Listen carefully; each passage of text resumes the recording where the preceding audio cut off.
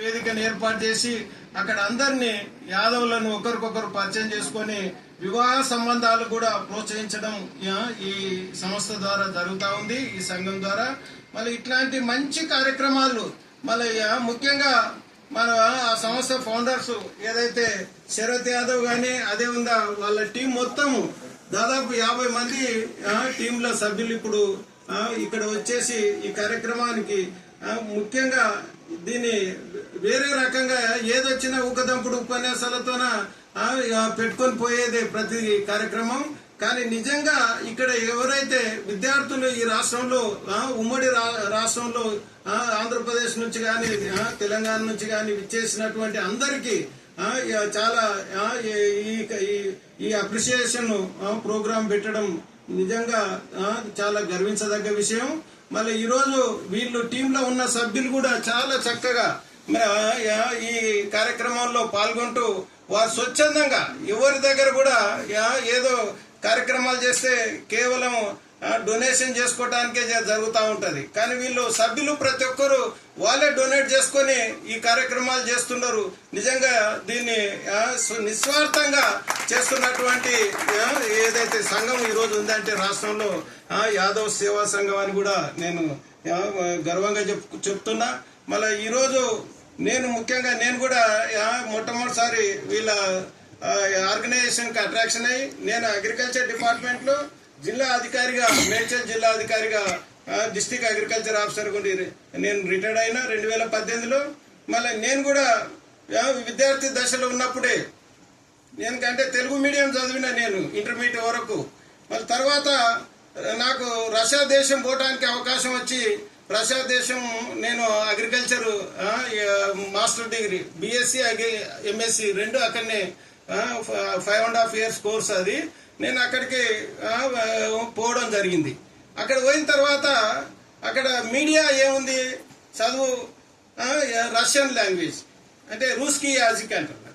అంటే కొత్త భాషల ఒక ఇంటర్మీడియట్ వరకు ఇక్కడ చదివి అసలు ఆ భాషతో సంబంధం లేకుండా రష్యా దేశం పోయిన తర్వాత అప్పుడు సోవియట్ యూనియన్ ఉండే అప్పుడు 1982లో అక్కడ మొట్టమొదటిసారి దాదాపు 3 నెలల లోపలనే భాష నేర్చుకోగలిగినాం.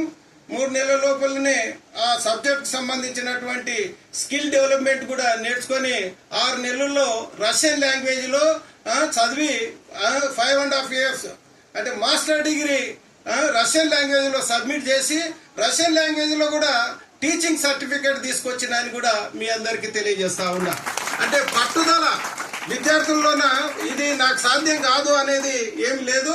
ఖచ్చితంగా విద్యార్థుల్లోన ఏదైనా నేను సాధించాలి అనే పట్టుదల మీలోన ఉంటే మటుకు ఖచ్చితంగా ఆ గోల్ అచీవ్ అవుతారు. మళ్ళీ దానికి మీరు ఏదైతే ఇప్పుడున్నటువంటి ఇది సోషల్ మీడియాలో మళ్ళీ ఎక్కువ దీన్ని సెల్ను దేనికి అవసరమో దానికే వాడుకోవాలి.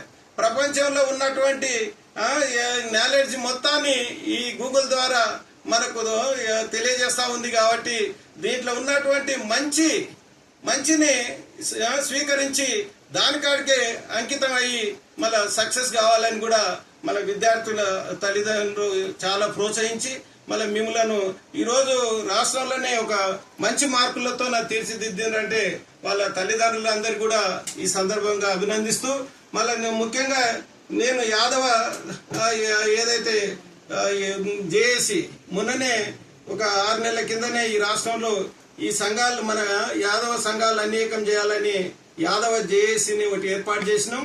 దాంట్లో ప్రధాన పాత్ర కూడా ఈ యాదవ సేవా సంఘం పాల్గొన్నది.